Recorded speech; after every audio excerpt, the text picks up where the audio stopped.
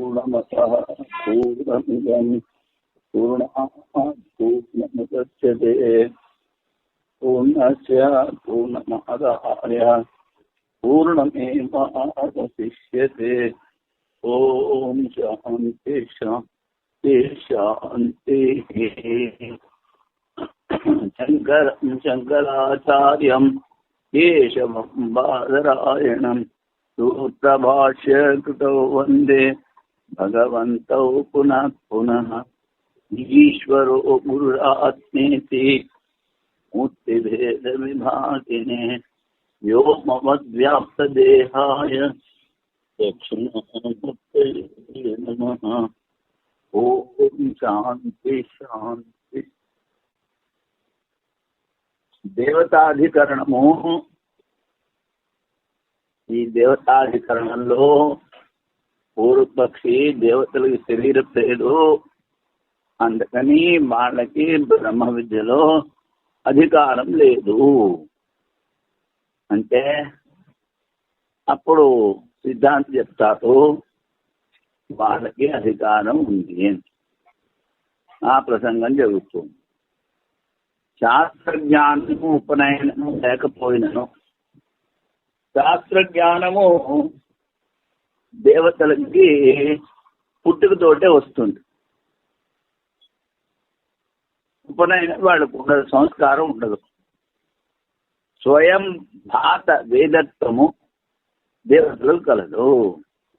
స్వయం భాత అంటే స్వయంగా వేదలకు అర్థం వాళ్ళకి తెలుస్తుంది. అది ఆ వేదార్థము తెలుసుకోవడం దేవతలకి స్వభావం.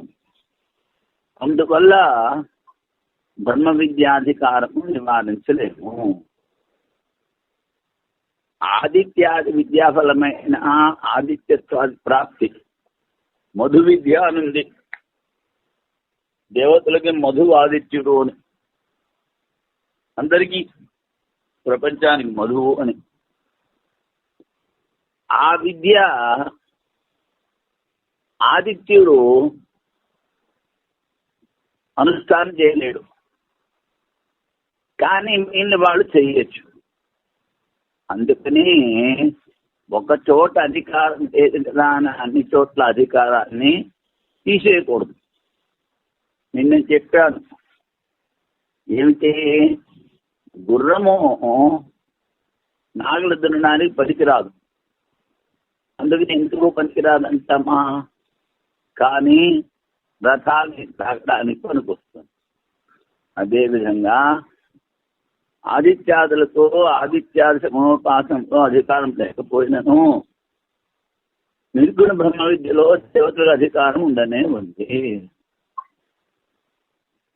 మధు విద్య అది సగుణోపాసన, కానీ అన్ని దేవతలకి నిర్గుణోపాసనలో అధికారం ఉంది. అందుకని బ్రహ్మ విద్యలో దేవతలకి అధికారం ఉంది అని చెప్తారు. ఇప్పుడు సూత్రం తదుపర్యపి బాదరాయణ సంభవాత్. ఈ దేవతలు మనుషుల కన్నా శ్రేష్ఠులు తదుపర్యపి. అందుకని బాదరాయణ ఆచార్యులు అంటున్నారు వాళ్ళకి నిర్గుణ విద్యలో అధికారం ఉంది. ఈ బాదరాయణుడు వ్యాసుల వారు కాదు. అంటే బాదరాయణ అనే పేరు ఎందుకు వచ్చిందంటే విష్ణుమూర్తి నారాయణుడు, అర్జునుడు నరుడు, వీళ్ళిద్దరూ బద్రీనాథ్ లో తపస్సు చేశారు. అక్కడ ఇంకేం ఉండేవి కాదు, రేగిపళ్ళు ఉండేవి, అవైతే తపస్సు చేసేవారు. అందుకని భద్రాయన నిశ్చయ ఆ రేగిపళ్ళే ఆధారం వరకు అలాగేదో చెప్తారు. అందుకని ఆ విష్ణుమూర్తిని బాగా అంటారు నరుడు నరనారాయణుడు. కానీ ఆ పేరుతో ఉన్న ఇంకొక ఋషి బాధరాయుడు.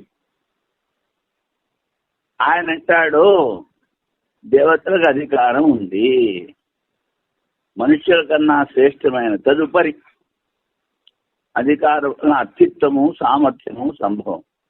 వాళ్ళలో కూడా ముముక్షుత్వానికి కోరిక అత్యుత్తం ఉంది, సామర్థ్యము ఉంది. అందుకని వాళ్ళు కూడా బ్రహ్మ విద్యకు అధికారులు అని చెప్పారు. దేవతలకి బ్రహ్మ విద్యలో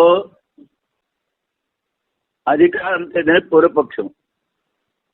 సిద్ధాంతంలో దేవతలకు బ్రహ్మ విద్యలో అధికారం లేదని బాదరాచార్యులు అభిప్రాయం. మోక్ష అంటే అద్విత్వం. అద్విత్వం అంటే మోక్షేచ్ఛ, దేవతలకి సంభవం. కర్మఫలము అనిత్యత్వ ఆలోచన వల్ల కలుగుతుంది. వాళ్ళు విచారం చేస్తే కర్మల ద్వారా వచ్చిన ఈ స్వర్గము, నీల లోకాలు అవన్నీ అనిత్యం తెలుస్తాయి. సామర్థ్యం వారిలో ఉండనే ఉంది. మంత్ర, అర్థవాద, ఇతిహాస, పురాణ లోకముల ద్వారా వారి శరీరం కలదని వినిపించుతున్నది. వేద మంత్రాల్లో చెప్పారు. ఏమిటి? వజ్రహస్త పురంధర అని మంత్రం.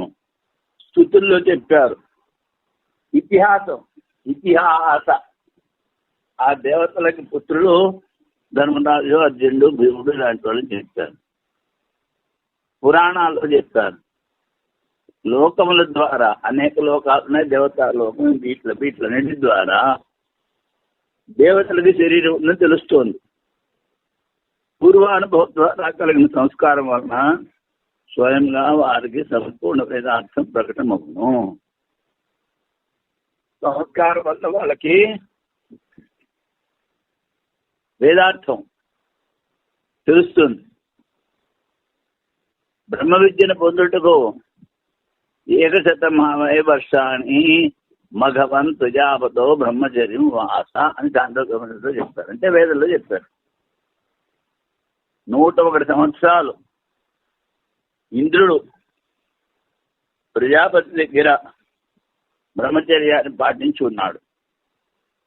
అక్కడ వచ్చి ఆశ్రమంలో సేవ చేస్తున్న 32 సంవత్సరాల వరకు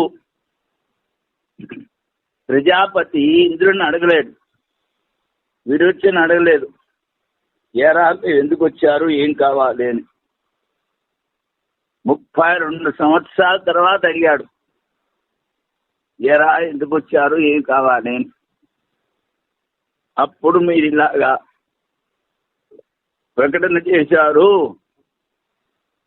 ఏది తెలుసుకుంటే అన్ని కోరికలు నెరవేరుతాయో అని అది తెలుసుకుందామని వచ్చాము అంటే, అప్పుడు మొదటి ఉపదేశం. అలాగా 4వసారి ఉపదేశం చేసిన తర్వాత ఇంద్రుడికి జ్ఞానం కలిగింది. 32, 5 96, 5, 101. అది 101 సంవత్సరములు ప్రజాపతి వద్దండి బ్రహ్మచర్యం పాటించను. బ్రహ్మచర్యాశ్రమ పాలన దర్శనం వలన ఉపనయనం లేకపోతే విద్యాధికారము తొలగదు.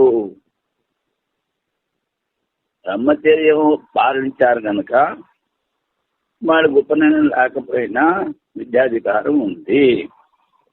అంగుష్ట మాత్ర శృతి, అంగుష్ట మాత్ర పురుషోత్తరాత్మ. ఆ దేవతలకి వాళ్ళ అంగుష్ట ప్రమాణము, అంగుష్టాన్ని అపేక్షించి చెప్పేది. అందుకని దేవతలకు బ్రహ్మ విద్యలో అధికారం ఉంది. విరోధ కర్మణి ఇచ్చేన్ నా అనేక ప్రతిపత్తే దర్శనాత్. ఇప్పుడు దేవతలకు శరీరం ఉంది అన్నావు. ఒకే దేవత గురించి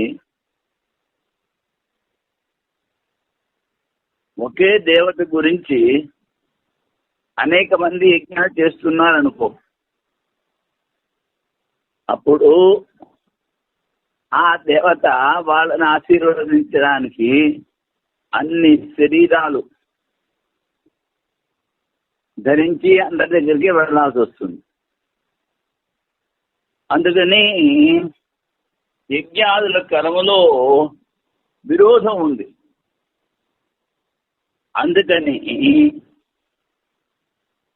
వాళ్ళకి అధికారం లేదు. అంటే ఏక ప్రతిపత్తే దర్శన,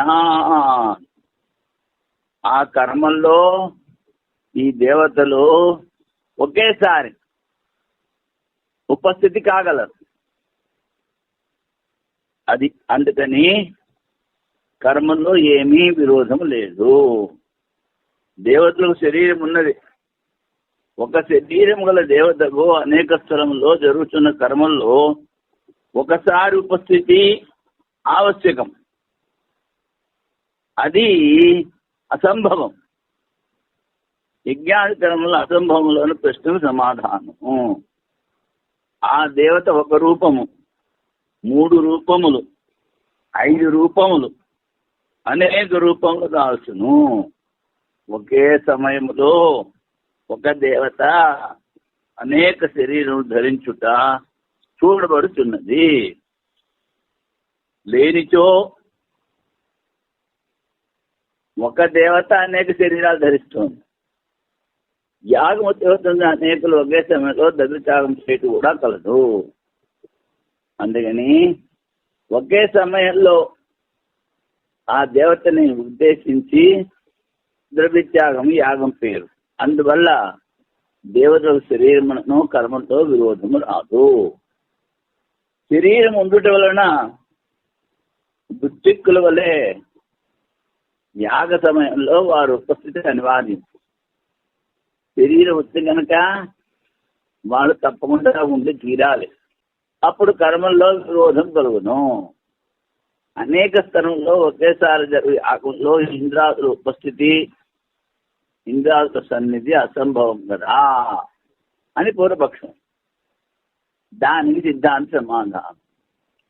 అనేక ప్రతిపత్తే దర్శన, ఒక దేవత అనేక రూపములు ఒకేసారి ఒకే సమయంలో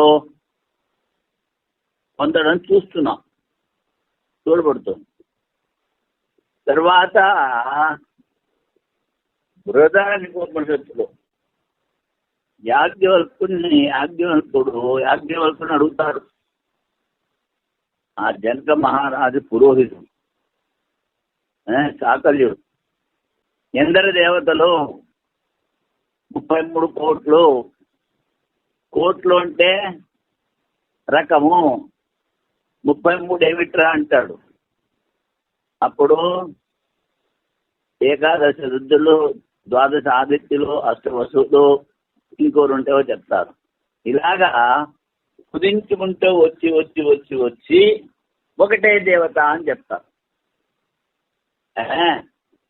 అది ప్రాణ దేవత. అది నిరూపాలు పొందింది అని ఉపక్రమించి ఎందరు దేవతలు 3303 దేవతలు. ఎవరు వారి మహిమ వాస్తవను 33. ఈ శృతుల్లో ఒక దేవతకు అనేక రూపములు చెప్పి అందరి అంతర్భావము ఒక ప్రాణదేవతలోనే చెప్పి ఈ విధంగా అనేక రూపంలో ప్రత్యేక దేవత యొక్క ఉపాసన కలదు. అలా విడివిడిగా దేవతల ఉపాసన కూడా ఉంది. ఒకే దేవత అనేక రూపంలో విభక్తమై ఒకే సమయంలో అనేక యాగాల్లో ఉపస్థితి కాగలదు. ఒకే దేవత అనేక రూపాలు పొంది ఒకే సమయంలో అనేక యాగాల్లో ఉపస్థితి కాగలడు. కాకపోతే ఒక దేవత గురించి అనేక చోట్ల యాగము చేస్తేను వ్యాసపీఠులైన వారు అనేకుల నమస్కారం ఒకేసారి స్వీకరించినట్లు. ఇప్పుడు ఎవడైనా ఉపన్యాసం చేస్తున్నాడు భాగవతం, ఆ చెప్పేవాడిని వ్యాసపీఠం మీద ఉన్నవాడు ఉంటారు.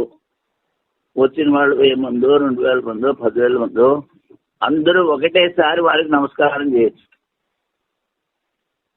వాడు నమస్కారం స్వీకరిస్తాడు. ఒకే దేవత అందరి యాగమును ఒకేసారి స్వీకరించును. అంతర్ధాన శక్తి. వాళ్ళు అదర్శనం, కనిపించరు.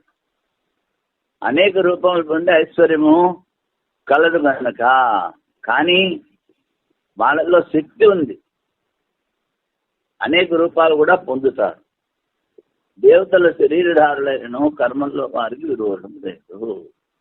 అందుకని దేవతలకు శరీరం ఉన్నా కర్మల్లో వారికి విరోధం లేదు. శబ్ద ఇచ్చేన్న అథ ప్రభవాత్ ప్రత్యక్షానుమానాభ్యాం. శబ్దము అంటే వేదం. ఈ జాతి సంబంధమైన శబ్దాలు వేదల్లో ఉన్నాయి. ఆ ఊగురము, మనిషి ఇలాంటివి. ఆ శబ్దాన్ని ఆ సృష్టికర్త బ్రహ్మ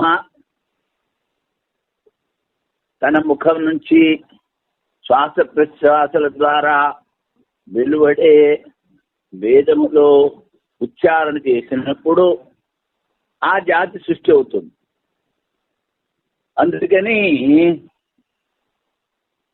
ఈ వేదవాక్యాల్లో విరోధం కలుగుతుంది అంటాడు. శబ్ద ఇచ్చేన్న అత ప్రభవాత్ ప్రత్యక్షానుమానాభ్యాం. వేదం ద్వారా తర్వాత అనుమానం ద్వారా ఆ వేదం నుంచే, శబ్దం నుంచే వీళ్ళు పుట్టారు అని. వేద శబ్దముల నుండి దేవతలతో కూడా సంపూర్ణ జగత్తు ఉత్పత్తి అయినది. ఆ వేద శబ్దం ఎవరు చెప్తాడు? బ్రహ్మ. ఏతే అను పదమును ఉచ్చరించి దేవతలను స్మరించి ప్రజాపతి దేవతలు సృష్టించింది. మొదల్లో పరమేశ్వరుడు వేద శబ్దముల ద్వారా భూతములను నామరూప కర్మలను ఉత్పత్తి గావించను. అది అంటే ఈ సృష్టి అంతా వేద శబ్దం ద్వారా వచ్చింది. ఈ వేదము నిత్యము. శబ్దము ఉచ్చారించిన తర్వాత పోతుంది, కానీ వేదము నిత్యం. యథాపూర్వం అకల్పయత్. పూర్వకల్పంలో వేదం ఎలాగుందో ఇప్పుడు కూడా అలాగే ఉంటుంది. ఈ విషయాన్ని శృతి స్మృతుల్లో స్పష్టంగా చెప్తారు. దేవతలకు శరీరం ఉండటం వలన కర్మల్లో విరోధం లేకపోగా వేదవాక్యంలో విరోధం వచ్చును. వేదవాక్యాల్లో వాడు మనుష్యుడు అన్నాడు, మనుష్యుని సృష్టించాడు, మనుష్యుడికి మృత్యు ఉంది కనుక మనుష్యుడు అనిత్యము. మనుష్యుల వలె అనిత్య శరీరముల దేవతలతో నిత్య వైదిక శబ్దముల సంబంధము కుదరదు. శరీరం అనిత్యం, అలాగే దేవతల శరీరం కూడా అనిత్యం అవడం వలన వైదిక శబ్దాలు నిత్యము, వాటితో సంబంధం కుదరదు అంటాడు ఎవడో పూర్వపక్షి. నిత్యానిత్యము విరుద్ధము. నిత్యము శబ్దము, అనిత్యము దేవతల శరీరము. వైదిక శబ్దములు వాని అర్థములు మరియు వాని సంబంధము నిత్యము. వైదిక శబ్దాలు, ఆ శబ్దాలకు అర్థాలు, ఆ శబ్దానికి అర్థం అంటే వస్తువు, దానికి ఉన్న సంబంధం, ఇది నిత్యం. నిత్య ప్రమాణములైన వేదములందు అనిత్య శరీరము దేవతలను అంగీకరించడం వలన విరోధము కలుగును. వేదము నిత్య ప్రమాణము, దేవతల శరీరం అనిత్యం. అందుకని విరోధం వస్తుంది అంటాడు పూర్వపక్షి. ఈ సంశయానికి సమాధానం అత ప్రభవా. అత అంటే ఆ వేదం నుంచి వైదిక శబ్దాల ద్వారానే సంపూర్ణ జగత్తు ఉత్పత్తి చెందుతున్నది. అంటే వాడంటాడు, నువ్వు ఆ పరమాత్మని జగత్తుకి ఉత్పత్తి స్థితి లయాలకి కారణం అని రెండో సూత్రంలో చెప్పావు, జన్మాద్యస్యత. ఇప్పుడు ఈ సృష్టి శబ్దం ద్వారా అంటావు, విరోధం వచ్చింది అంటాడు. జన్మాద్యస్యత బ్రహ్మ నుండే జగదుత్పత్తి చెప్పింది. ఇప్పుడు వేద శబ్దముల నుండే జగదుత్పత్తి ఎట్టు చెప్పుచున్నారు? పూర్వపక్షి, వేద శబ్దం ద్వారా జగత్తు చెప్పినను, జగదుత్పత్తి చెప్పినను, వసువు మొదలగు దేవతల ఉత్పత్తిని స్వీకరించిన వారికి అనిత్యత్వం ఆశను.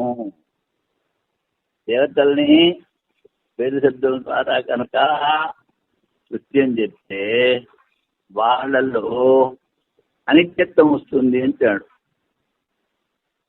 వైదిక శబ్దంలో కూడా అనిత్యం, ఆ వస్వాది దేవతలను చెప్పే వైదిక శబ్దాలు కూడా అనిత్యం ఉంటాయి. వేద శబ్దంలో విరోధం యథాతథము. కొన్ని వేద శబ్దాలు నిత్యము, కొన్ని వేద శబ్దాలు అనిత్యము కనుక విరోధం వస్తుంది అంటాడు పూర్వపక్షి. అప్పుడు సిద్ధాంతం అంటాడు, ఇలా చెప్పడం సరికాదు.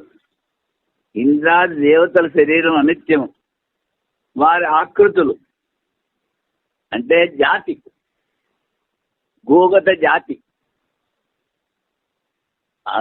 ఆవు అంటే ఆవు యొక్క ఆకారం అన్ని ఆవుల్లో ఉంటుంది, దాన్ని జాతి ఆకృతి అంటారు.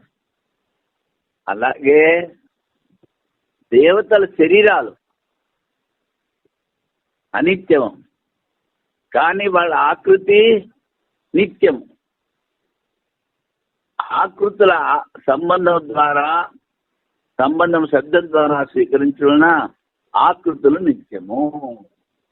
మనిషి అంటే మనిషి జాతి, మనిషి ఇలాగ ఉంటాడు.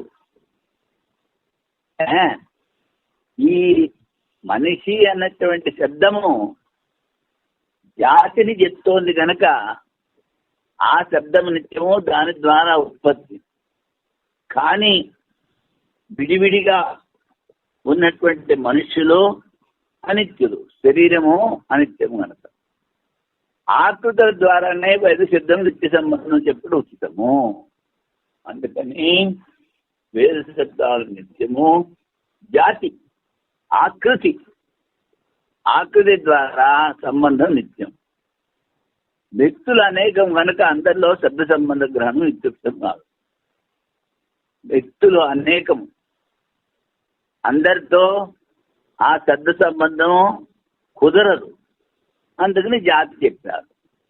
జంతువులు వ్యక్తులు ఉత్పత్తి అయినప్పటికీ వాని ఆకృతి ఉత్పత్తి కాదు. పూర్వకల్పంలో పూర్వయుగంలో మనుషులు ఎలాగున్నారో ఇప్పుడు అలాగే ఉంటారు.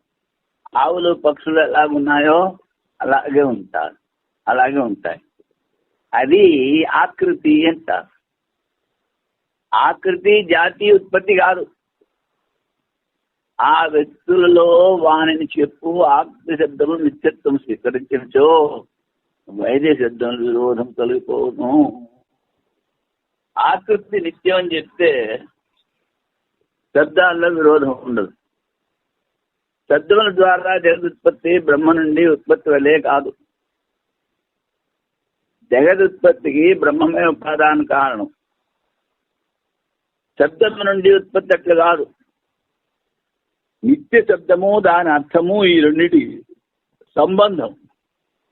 ఆవు అంటే దాని శబ్దం, దాంట్లో ఆకృతి ఉంది. ఆ ఆకృతికి ఆ శబ్దానికి సంబంధం ఉంది. ఇవన్నీ నిత్యం. వ్యవహారణకు యోగ్యమైన వస్తు విశేషము శబ్దం ద్వారా అభివ్యక్తం ఉడిచే. శబ్దం నుండి జగదుత్పత్తి చెప్పు అది అభిప్రాయము. ఈ శబ్దం ద్వారా ఎందుకు చెప్పారు? వ్యవహారానికి సరిపోవాలి. అందుకని వ్యవహారం చేయడానికి శబ్దం ద్వారా ప్రకటమవుతున్నాయి ఇవన్నీను. మరి ఈ దేవతల ఉత్పత్తి శబ్దం నుండి ఎలా జరిగింది అంటాడు. ప్రత్యక్షానుమానాభ్యాం. ప్రత్యక్షం అంటే శృతివాక్యములు. నిరపేక్షోరవ శృతి. ఆ శృతి వాక్యం చెప్పడానికి ఇంకొక ప్రమాణం అవసరం లేదు. నిరపేక్షం, అది చెప్పింది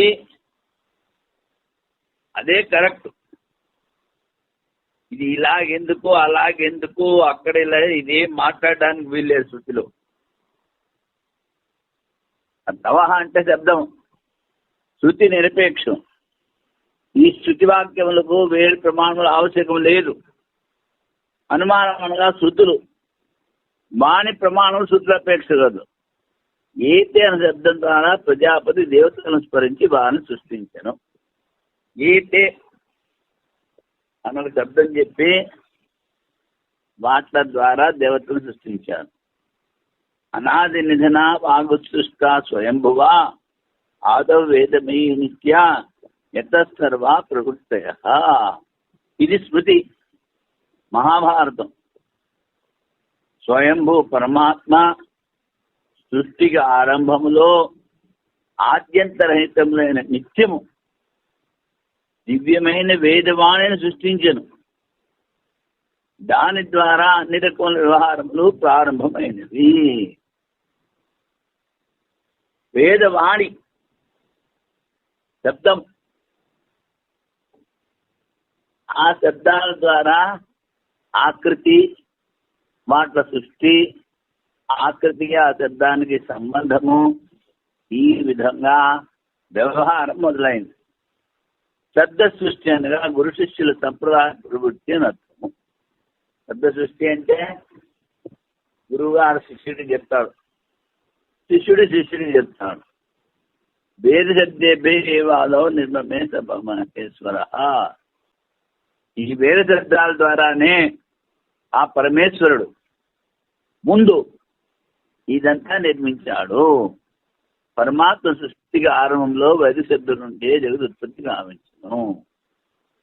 దేవాది వ్యక్తుల ఉత్పత్తి వేద శబ్దం ద్వారానే తెలియజేస్తున్నది. ఆకృతులకు శబ్దాలతో పాటు నిత్య సంబంధం ఉండటం వలన దేవతల శరీరధారులను వేద శబ్దములతో ఏ విధమైన విరోధము లేదు అనుట సిద్ధమైనది. వేదములకు స్వతంత్ర కర్త లేడు, అందుకని అపరుషయం వేదాలు నిత్యముంటారు. వేదములు నిత్యత్వం దృఢీకరించడము అత ప్రభవా. అత అంటే వేదం నుంచి ఇవన్నీ పుట్టాయి. ఏమిటి? శబ్దాలు. అలాగే దేవతలు శబ్దాల ద్వారా, మనుషులు అందరూ వేదం ద్వారా. దేవతలను ఉత్పత్తి చేయ వేదమును కూడా ఉత్పత్తి ప్రసంగము వచ్చును అంటాడు. దేవతలని సృష్టి చేసేది వేదము. సమస్త సృష్టి శబ్దం ద్వారా అయిందంటావు. అప్పుడు వేదం కూడా ఉత్పత్తి చెందింది కదా అని ఒక ప్రశ్న రావచ్చు. అప్పుడు దాని సమాధానం చెప్తున్నారు. అత ఏవైతే నిత్యత్వం, ఈ దేవతలు సంపూర్ణ జగత్తు వేద శబ్దాల ద్వారానే ఉత్పత్తి అయ్యాయి, అందుకని ఇవన్నీ నిత్యము. నిత్యమైన ఆకృతి గల దేవతలు మరియు సంపూర్ణ జగత్తు వేద శబ్దం ద్వారా ఉత్పన్నం వచ్చే. ఇప్పుడు ద్వాపరయుగం ఆఖరిలో కృష్ణుడు గీతోపదేశం చేశాడు. మరి అది అయిపోయింది, కలియుగం వచ్చింది. అందులో ఏమి చెప్పాడు? వేదానాం సామవేదోస్మి, సరసామస్మి సాగర, అశ్వత్థ వృక్షాణం, ఇలా అని చెప్పి వచ్చారు. మరి ఇప్పుడు అవే కనిపిస్తున్నాయి, అవే మనం పూర్తి చేస్తున్నాం కదా. దాన్ని ఆకృతి అంటారు. అందుకని ఈ ఆకృతి నిత్యం. నిత్యమైన ఆకృతి గల దేవతలు సంపూర్ణ జగత్తు నిత్యమైన వేద శబ్దం ద్వారా ఉత్పన్నమవుచే వేద శబ్దములను నిత్యత్వం అంగీకరించవలేను.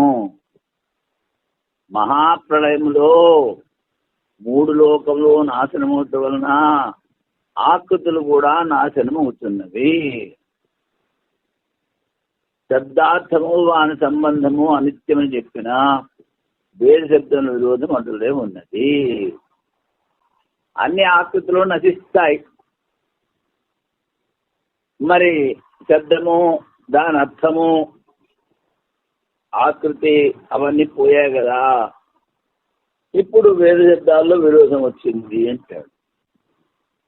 సమాన నామరూపత్వాచ్చ ఆవృత్తాపత్య విరోధో దర్శనా స్మృతేచ్ఛ. ఇప్పుడు ఆవృత్తి అంటే మళ్ళీ అదే జరుగుతుంది. జపం చేయరా అంటే ఒక నామాన్ని అనేక వేల సార్లు జపం చేస్తుంది, దాని ఆవృత్తి అంటారు. అలాగే ఈ నామరూపాలు, సమాన నామరూపాలు మళ్ళీ మళ్ళీ వస్తున్నాయి, అందుకని విరోధం లేదు. అలాగే స్మృతుల్లో కూడా చెప్పారు. సృష్టి ప్రళయముల ప్రవాహము జరుగుతే తర్వాత కల్పంలో సమాన నామరూపములు ఉండటం. కల్పం అంటే బ్రహ్మగారి పూర్తిగా ఆధ్యాయం అయిపోయిన తర్వాత శబ్దార్థ సంబంధముల నిత్యత్వం ఇది సిద్ధమవుతున్నది. సృష్టి సమాన నామరూపము కలది. పూర్వకల్పలో సూర్యచంద్రాదులు జగత్తు ఎట్లా ఉన్నదో అటులనే ఉత్తర కల్పములో పరమేశ్వరుడు సృష్టించెను. దాత యథా పూర్వము కల్పయ. దాత అంటే బ్రహ్మ సృష్టించేవాడు. ముందు ఎలా ఉన్నాయో అలాగే మనిషి సృష్టి చేశాడు.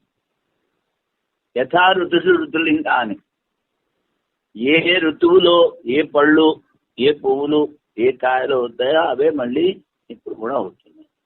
ఆయా ఋతుల్లో కనపడు నవపల్లవులు మొదలు ఋతుహీనములు ఋతువుల పునరావృత్తి కానవచ్చున్నది. పూర్వకల్పము సమానముగా పదార్థములు ఉత్తరోత్తర సృష్టిలో కనబడుతున్నవి అని శృతిలో కూడా చెప్పారు. జాగ్రత్త సృష్టిలో అనాథ సంసారంలో ఉత్పత్తి ప్రళయములు ఆవృత్తి స్వీకరించింది. మనిషికి జాగ్రత్త స్వప్న సృష్టిలు ఉన్నాయి, అలాగే జగతికి ఉత్పత్తి ప్రళయాలు స్వీకరించారంటాడు. మహాప్రళయములను ఆకారములు ఉండునన్నది నిశ్చయము. మహాప్రళయం వచ్చిన ఆకారం ఉంటుంది. శబ్దం పోయింది, శరీరం పోయింది, ఆకారం ఉంటుంది. సంస్కార రూపంలో ఈ ప్రపంచము తన యొక్క ఉపాదానంగా అజ్ఞానం అంటూ ఉండను. మరి ఇదంతా ఎక్కడ ఉంటుంది? మాయలో, అజ్ఞానంలో. నువ్వు నిద్రపోయినప్పుడు అంతా ఎక్కడుంది? లేవగానే అన్ని గుర్తుపెట్టుకుంటున్నావు, నిద్రపోయినప్పుడు అంత అజ్ఞానంలో లీనమవుతుంది. అదేవిధంగా ఇక్కడ మాయలో అదే అజ్ఞానం ఉన్నారు. ఉపాదాన కారణ అజ్ఞానం ఉండను. పూర్వకల్పంలో ప్రపంచంలో నామరూప ఆకృతులు నిత్యమూటి వలన శబ్దార్థ సంబంధములు అనిత్యమైన శంకకు తావులేదు. అనిత్యమని శంకింపరాదు. సమానమైన నామరూపములు పూర్వకల్పంలో ఉన్నమని చెప్పుడు శృతులు స్మృతులు కలవు. వేదము చెప్తోంది, స్మృతులు చెప్తుంది. సూర్య చంద్రమసో దాత యథా పూర్వం కల్పయత్. సూర్యుడు, చంద్రుడు, ఈ జగత్తు అలా ఎలా ఉన్నాయో అలాగే మళ్ళీ సృష్టి చేశాడు. సూర్యచంద్రాలు మొదల ఈ ప్రపంచం అంతయో బ్రహ్మదేవుడు పూర్వకల్పంలో సృజించను. ఏ ఋతుడు ఋతులింగాని నామరూపాన్ని పర్యయే దృశ్యంతే తాని తాన్యేవా తథా భావయుగాదిషు. భావయుగాదిషు ఋతువులు, వసంతాది భిన్న భిన్న ఋతువులు, గ్రీష్మ ఋతువు, వసంత ఋతువు, ఇలాంటివి భిన్న భిన్నమైన ఋతుచిహ్నములు కనబడును. వాని నామములు రూపములు క్రమంగా వస్తుడు చూడబడుతుంది.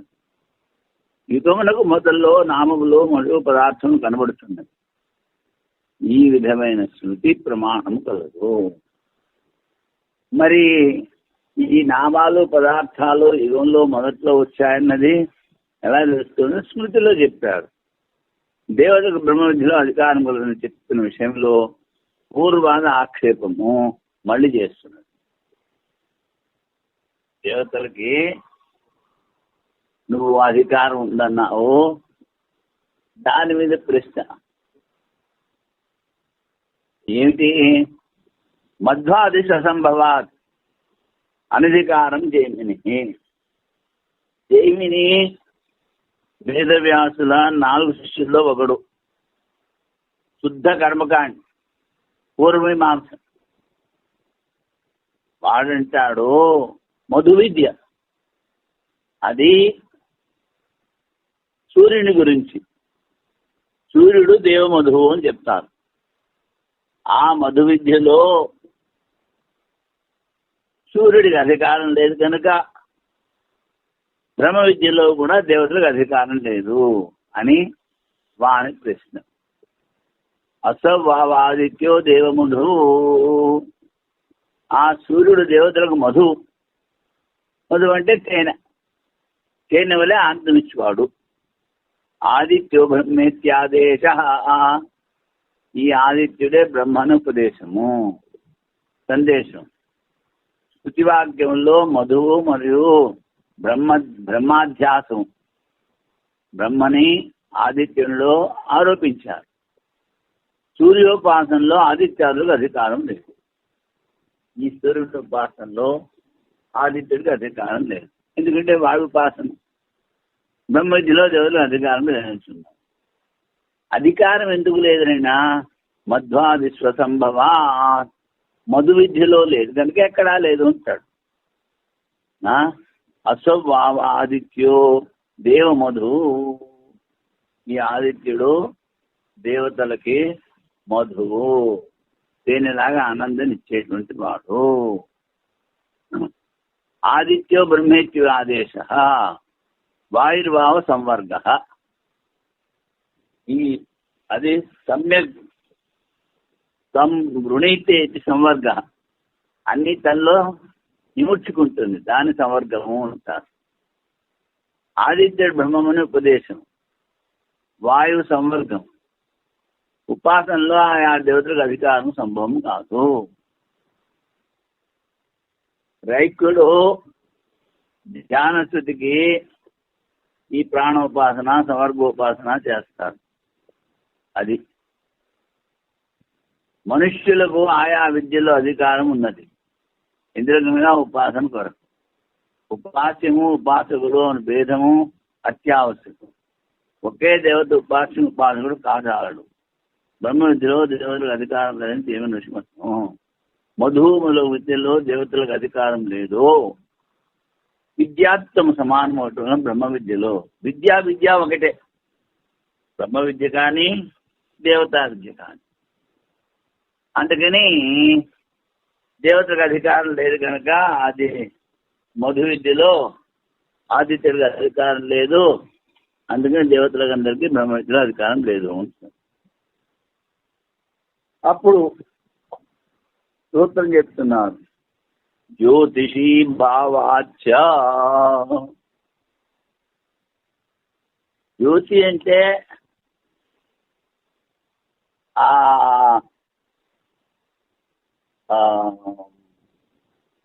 ప్రకాశం. ఈ జ్యోతిషి అన్నది సూర్యమండలం గురించి చెప్తారు. కానో జ్యోతిర్మండలంలో ఆది శబ్దం ప్రయోగము మరియు ఆదిత్యం ప్రతీతి కలదు. జ్యోతి స్వరూపుడు ఆదిత్యుడు అని. మండలం అచేతనం ముందు చెప్పాం.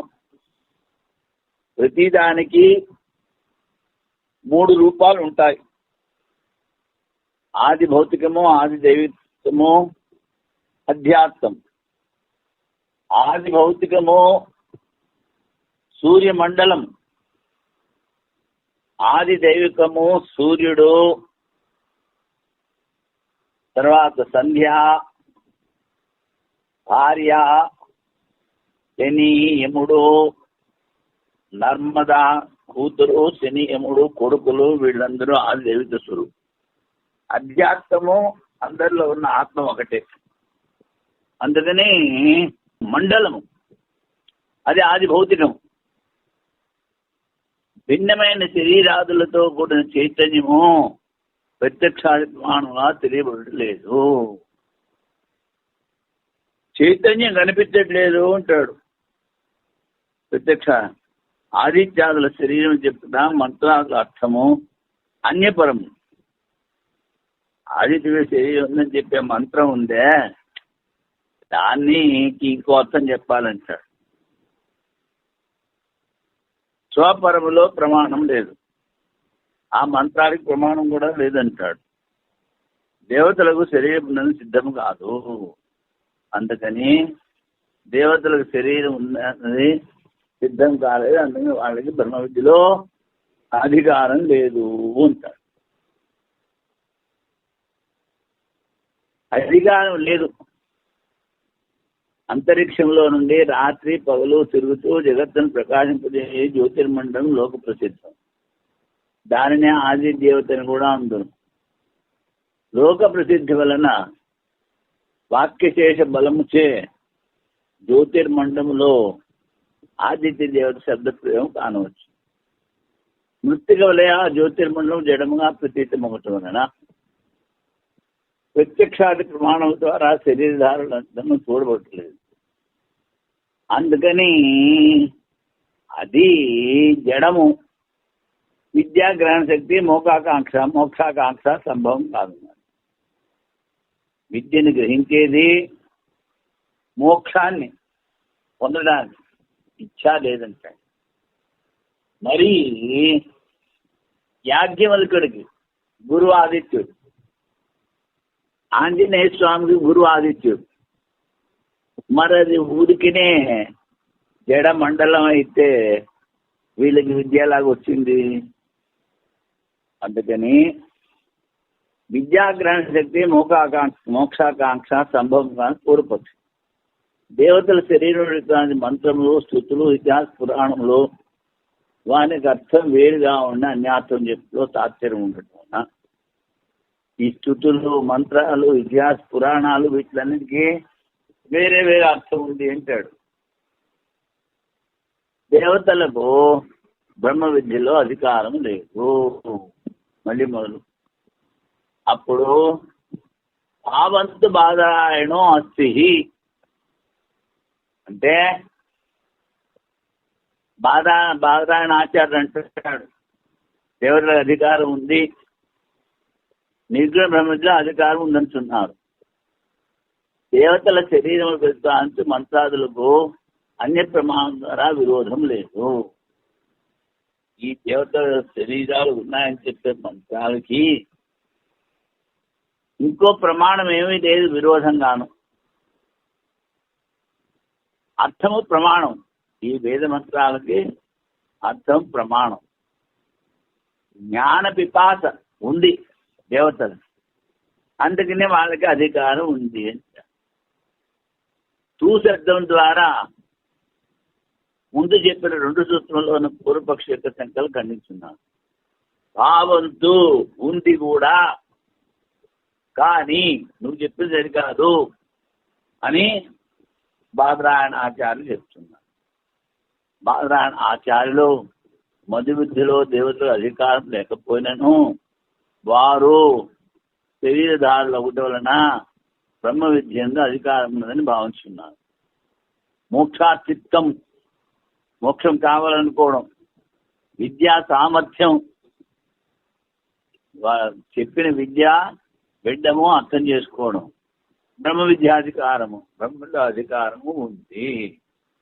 జాతి ద్వారా బ్రాహ్మణునికి రాజసూయ యాగంలో అధికారం లేదు. రాజసూయ యాగము బ్రాహ్మణుడు చేయకూడదు. బృహస్పతి యాగంలో అధికారం కాదు. కానీ రాజసూయ యాగము క్షత్రుడు చేయొచ్చు, బృహస్పతి యాగం క్షత్రుడు చేయలేదు. ఇది వేద నియమం. దేవతలకు శరీరం లేదంటే సర్వదా అనుచితం. శరీరం ఉందని చెప్పి మంత్రములకు ఏ ప్రమాణం ద్వారా విరోధం లేదు. మంత్రముల ద్వారా శరీరం ఉన్నందువలన వారిలో అత్యుత్తమం సామర్థ్యము సంభవం. మోక్ష ఇచ్చ, తెలుసుకోవడానికి శక్తి, ఇవన్నీ ఉన్నాయి కనుక దేవతలకి బ్రహ్మ విద్యలో అధికారం ఉంది అంటాడు. ఇప్పుడు అపసూత్రాధికరణం. పూర్వకాలంలో జాతి చాలా స్ట్రిక్ట్ గా ఫాలో అయ్యేవారు. అందులో అప్పట్లో వేదాలు శూద్రులు వినకూడదు అన్న నియమం ఉండేది. కానీ ఎంతో మంది నిమ్న జాతుల వాళ్ళు సాలోక్య సామీప్య సాయుధ్య మోక్షాన్ని పొందడం చూశాము. కృష్ణుడు కూడా చెప్పాడు, స్త్రియో వైశ్య సదా శూద్ర తేపి యాంతి పరాంగతి, వాళ్ళు కూడా పరమగతిని పొందుతారు. మరి ఇక్కడ ప్రసంగం వస్తుంది, మరి వాళ్ళు వేదాన్ని వినకూడదు కదా, మరి వాళ్ళకి ఎలాగొస్తుంది అంటే స్మృతిలో చెప్పిన రీతిగా, పురాణము ఇతిహాసాల్లో చెప్పిన రీతిగా వాళ్ళు సాధన చేసి జ్ఞానాన్ని పొందొచ్చు. జ్ఞానాన్ని పొందడానికి, మోక్షం పొందడానికి అధికారం లేదని చెప్పలేదు. ఉరిపే వేదం వినొద్దన్నారు. అది శృతి ప్రమాణం కనుక అప్పుడు అందరూ ఒప్పుకునేవారు. ఇప్పుడు ఎవడు ఇది ఒప్పుకోవట్లేదు. అందుకని దీన్ని అపశూద్రాధికరణము అన్నారు. అంటే దేవతలకు అధికారం ఉంది వేద విద్యలో, మరి శూద్రులకు అధికారం ఉందా అని వాడి ప్రశ్న. శృతుల్లో దేవతల శబ్దం వినబడటం వలన వారి బ్రహ్మలో అధికారం ఉందని చెప్పినారు. శూద్ర శబ్దం వేదంలో వినబడటం వలన వారికి కూడా బ్రహ్మ విద్యలో అధికారం ఉందని చెప్పవలేను. పూర్వాధికారంలో నిర్ణయించిన విషయమును దృష్టాంతముగా చెప్పి ఈ అధికరణం మొదలుపెట్టారు. ఈ అధికరణకు దృష్టాంత సంగతి ఎంత ఆహారే శూద్ర తదైవ స్వహ గోభిరస్తు. ఈ చాంద్రోగ్యంలో శూద్ర శబ్దం ఉపయోగించారు. ఎక్కడ? జ్ఞానశృతి అనే రాజు తన రాజ్యంలో అన్ని చోట్ల క్షేత్రాలు ఉండడానికి, నివాస స్థానాలు, భోజనాలకి వసతులు, పూర్తి తన దేశమంతా వాడు అంతా ఏర్పాటు చేశాడు. అంతా ఏర్పాటు చేసి ఒక రోజున డాబా మీద కూర్చున్నాడు, విశ్రమిస్తున్నాడు. అప్పుడు నిష్కామ భావంగా కర్మ చేశాడు కనుక దేవతలు, ఋషులు పక్షి రూపంలో వచ్చి వాడి మీద ఎగురుతూ ఉంటారు. అప్పుడు ఒక పక్షి వెనక పక్షి ముందున్న పక్షితో ఉంటుంది. అక్కడ జ్ఞానశుద్ధి రాజున్నాడు, వాడి మీద ఎగరకు, వాడి తేజస్సు స్వర్గం దాకా ఉంది కనుక అది నిన్ను దహించి వేస్తుంది, వాడి మీద ఎగరకు అంటే ముందున్న పక్షి అంటే నోరు మూసుకో, వీడు ఏమన్నా రైక్కుడా అని. ఇప్పుడు మనం ముందు విన్నాం సంవర్గ విద్య అని. ఆ సంవర్గ విద్య ఈ రైక్కుడు అనుష్ఠానం చేసి ఆ చుట్టుపక్కల ఉన్న వాళ్ళ పుణ్యం కూడా తీసేసుకునేవారు. ఆ విద్యలో అంత శక్తి ఉంది. మీ కర్మయోగం చేసి ఊరికినే మనసు శుద్ధి చేసుకున్నాడు కానీ ఉపాసన చేయలేదు కదా రాజు. వాడు ఉపాసన చేసి వీడికన్నా ఎక్కువ శక్తి సంపాదించాడు. అది ఋషులు దేవతలు కలిపి పక్షులు మనుష్య భాషలో మాట్లాడి ఆ రాజుకి చెప్పాయి. ఆ రాజుకి రాత్రి నిద్ర లేదు.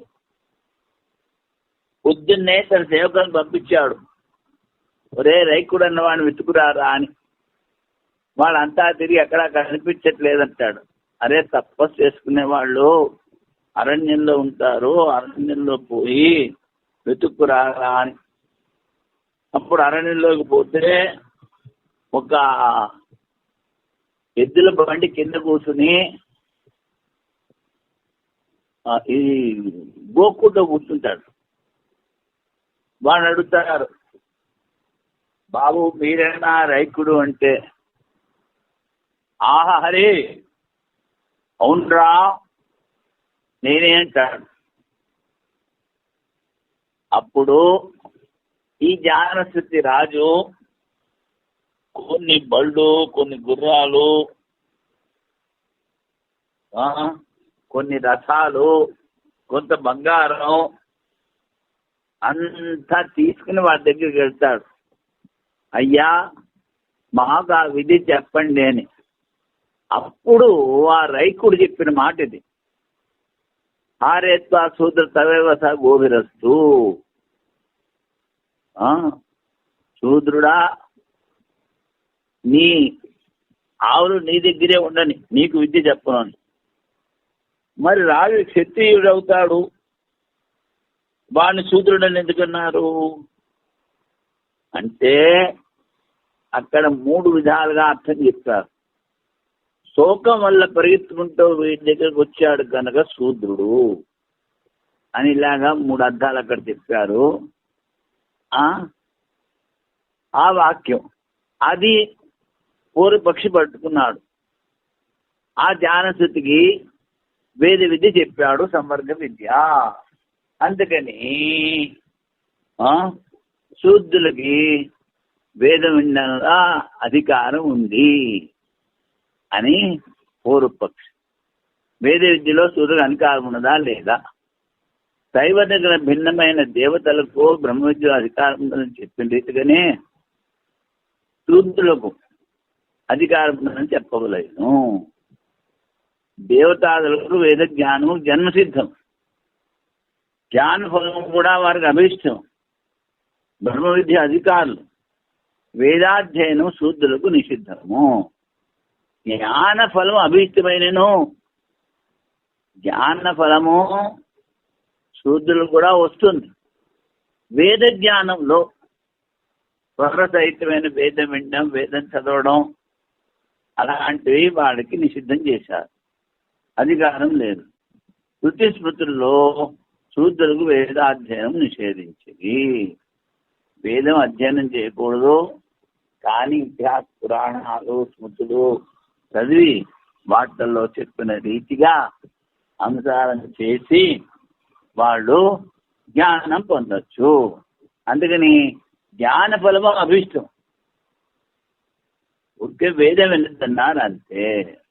అది అందుకని దీన్ని అపశూద్రాధికరణము అన్నాడు. ఈ వాటికి చాలు, మళ్ళీ ముందు రేపు చెప్తాము. ఓం పూర్ణమదః పూర్ణమిదం పూర్ణాత్ పూర్ణముదచ్యతే పూర్ణస్య పూర్ణమాదాయ పూర్ణమేవావశిష్యతే. ఓం శాంతి శాంతి శాంతి. శంకరం శంకరాచార్యం కేశవం బాదరాయణం సూత్రభాష్యకృతౌ వందే భగవంతౌ పునః పునః. ఈశ్వరో గురురాత్మేతి మూర్తిభేద విభాగినే వ్యోమవద్వ్యాప్తదేహాయ దక్షిణామూర్తయే నమః. ఓం శాంతి శాంతి శాంతి.